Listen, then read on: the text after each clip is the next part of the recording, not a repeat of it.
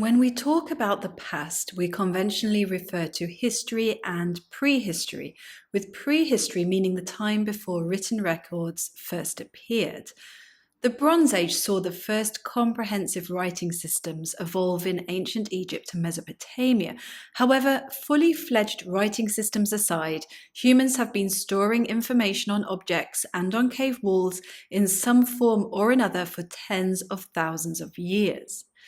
To what extent these Upper Paleolithic carvings and paintings meant something isn't really known. Many researchers have put forward arguments for the type of information that was likely being conveyed by them, some more convincing than others. From lunar cycles to ritual symbols, the options seem quite endless.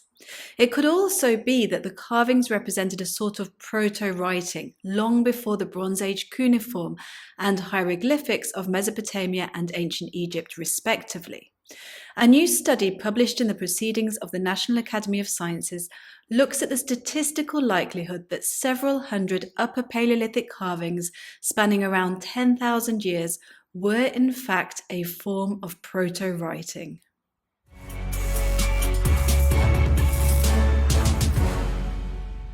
Research on various artifacts over the years has shown that humans have stored information on objects external to themselves for tens of thousands of years, known as artificial memory systems or exograms. Some examples might even date back to the Lower Paleolithic several 100,000 years ago. And there are certainly examples from the Middle Paleolithic which were created by Neanderthals. These are raven bones dating to between 70,000 and 40,000 years ago, which have regular incisions in them that possibly encoded numerical information.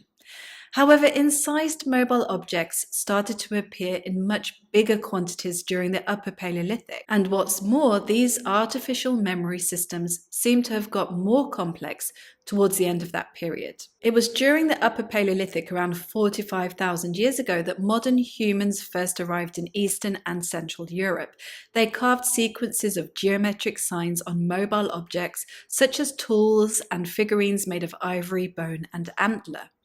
Hundreds of these have been found, particularly in the Dordogne in southwestern France, in the cave systems of the Swabian Jura in southwestern Germany, and at sites in Belgium. The type of archaeological industry found across huge swathes of Eurasia at that time is referred to as the Aurignacian technocomplex. These early European modern humans also worked bone and antler points, made fine flint blades, created wall and ceiling paintings in caves, and made jewellery.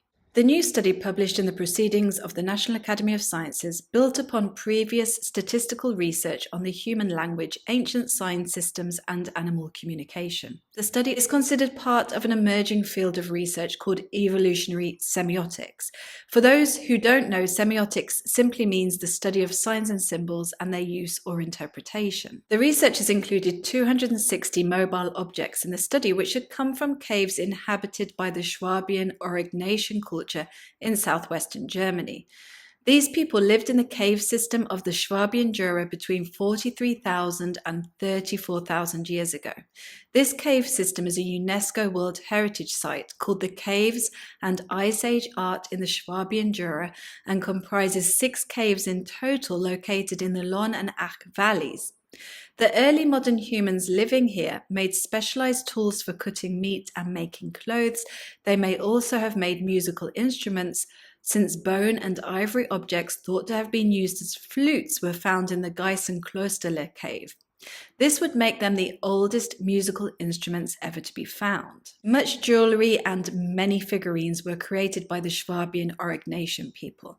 Their figures include zoomorphic and anthropomorphic depictions, as well as hybrid creations such as the famous Löwenmensch, meaning lion man, that was found in the Höhlenstein-Stadel cave. Other well-known figurines which also belong to this culture include the Venus of Hohlefels, a goddess statue that was carved out of a woolly mammoth tusk, and the series of beautifully sculpted animals from the Vogelherd cave.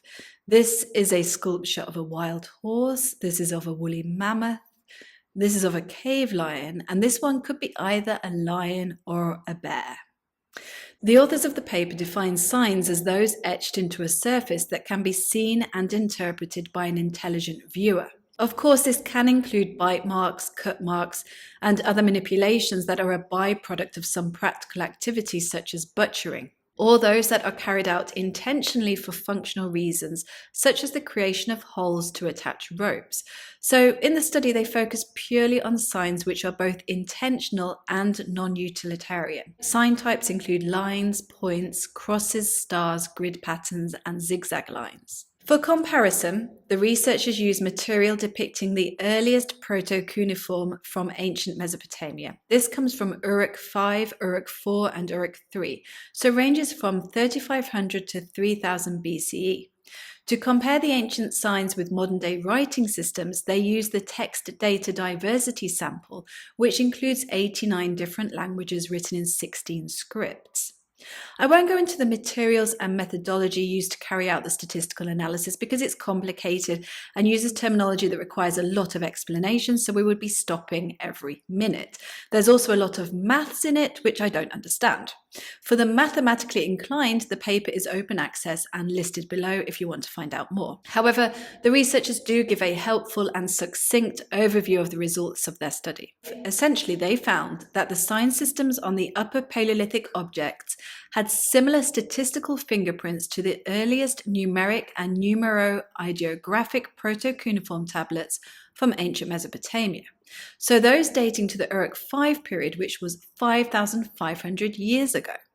These numero-ideographic signs are number signs combined with signs representing commodities, such as vessels carrying something, sheep, and grain. However, there is a divergence when the analysis is compared with the later proto-cuneiform examples, and it is quite distinct from modern-day writing systems which represent spoken languages. Rates of adjacent sign repetitions are very high in origination sequences, but generally low in writing systems. One of the most frequently occurring signs is the cross, but in the objects analysed in the study, the cross only appeared on zoomorphic figurines and tools. Dots were only found on anthropomorphic and zoomorphic figurines, but not on tools. Material constraints would not have been an issue, so it seems that a deliberate choice was made to encode information in this way. Ivory figurines were found to have the highest information density. Keep in mind that more than 200 objects were included in the study, and they cover a date range of around 10,000 years, so these sign conventions must have been passed on down the generations. This does not necessarily mean that the Aurignacian sign systems from more than 40,000 years ago were used in the same way as proto-cuneiform 5,500 years ago. After all, proto-cuneiform developed into a fully fledged writing system representing the spoken Sumerian language within 1,000 years, whereas the Aurignacian signs remained consistent for 10,000 years. However, the likelihood is, based on the statistical analysis, that these ancient signs were meant to convey some sort of information and weren't merely for decorative purposes. I've done a couple of videos before about other interpretations of the type of information being conveyed via Upper Paleolithic carvings and cave art. In this latest paper, the authors mention a few interesting examples. One idea was that crosses incised into mammoth and horse figurines were counting devices or symbols of ritual killings. More prosaically, these crosses have also been interpreted as depictions of fur. Other scholars think that the signs may have been hunting tallies or ritual message sticks, similar to those appearing in ethnographic literature on Australia. It was also suggested that the markings might encode lunar calendars. A recent study went a step further and argued that the signs are phenological calendars illustrating the life cycles and yearly migrations of various prey. A more tenuous link was made between some of the signs and early proto-writing systems. For example, it was argued that the branch-shaped signs could represent grain or herbs, just as the branch-shaped signs in proto-cuneiform do. Although the statistical analysis cannot say exactly what the signs mean, it does appear that some form of human intercommunication was taking place via visible marks, but this was not a fully fledged writing system. Details about each artifact can be viewed on this website called Signbase, which is an open access database of the geometric signs found on Paleolithic mobile objects from Eurasia. It has its own YouTube channel as well. The 6 caves that make up the Schwabian Jura UNESCO World Heritage Site are Bockensteinhöhle, Geisenklösterle, Höhlefels, Höhlensteinstadel, Sergensteinhöhle, and Vogelhead-Höhle. So you can navigate to the different caves within the database and look at the objects associated with them. As an example, let's look at the object labeled GKL0001 from the Geisenklösterle. In this overview table, we can see that it is made of ivory and that what it was used for isn't known. When we click on the label, we get further information, including a photo of it with its incisions, and there's also dating, size, excavation year, and geographic data. Let's try another one. HFC0035 from Höhlefels.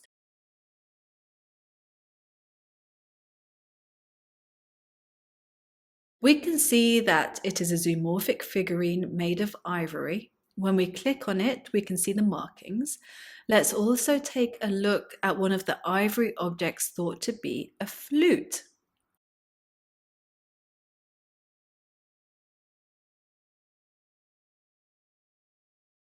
This one is labelled as GKL0021 and was excavated from Geisenklösterle.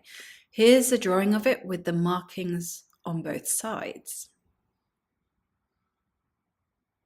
The authors of the paper also discuss the cognitive implications of their research because the study shows that the creation of the Aurignacian signs required about the same information capacity as the earliest proto-cuneiform from Uruk V did. This is a significant finding for the hypothesis that human intelligence evolved because of expanded information capacity. That's it. Let me know what you think about this research in the comments, and I'll see you next time.